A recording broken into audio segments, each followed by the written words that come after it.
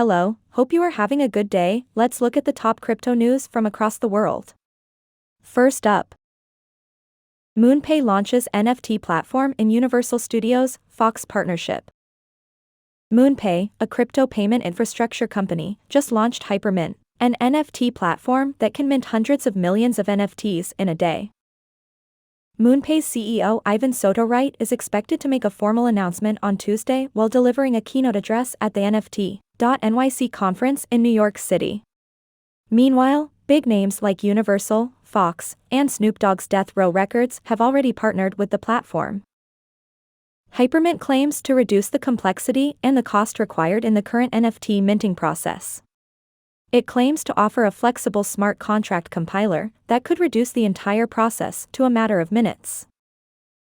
In a statement to CNBC, Soto-Wright called for the need to go beyond just the collectability of NFTs and the need for enterprise-grade tooling. Taking to Twitter, he confirmed that Hypermint currently supports Ethereum, Solana, and Polygon, but more chains will be added in the future. This is not the first time that Moonpay has garnered the support of such big names. Moonpay builds software solutions that make it easy to buy and sell crypto. About 60 other investors, including A-list celebrities like Justin Bieber, Drake, and Snoop Dogg, pitched in to add $87 million in funding. Moreover, Moonpay previously announced a $555 million in Series A funding. Its current valuation is $3.4 billion. Twitter board recommends shareholders accept Musk deal. Social media giant Twitter on Tuesday has filed a proxy statement with the SEC asking its shareholders to attend a special meeting on Elon Musk's $44 billion takeover deal. In the filing, Twitter's board of directors unanimously recommends its shareholders to vote in favor of the takeover deal.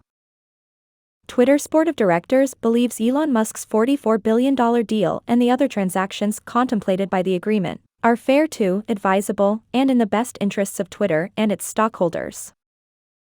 The board recommends shareholders to vote for the merger agreement, compensation payable to its executive officers, and adjournment of the special meeting due to insufficient votes.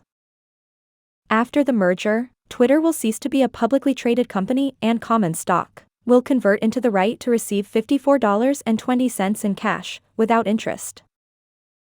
The shareholders are expected to vote on the deal in July or August that would see Elon Musk acquire the company.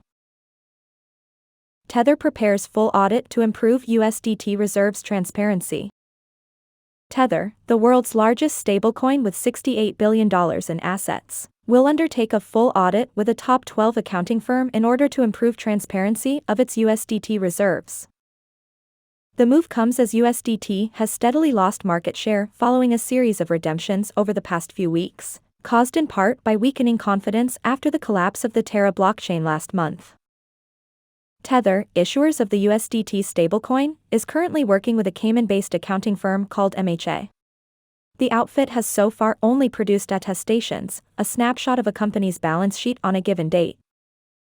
In an interview with Euromoney, Chief Technology Officer Paulo Ardoino said Tether was now working on providing a comprehensive audit, which, unlike attestations, would help give a complete picture of the company's financial position over a specific period.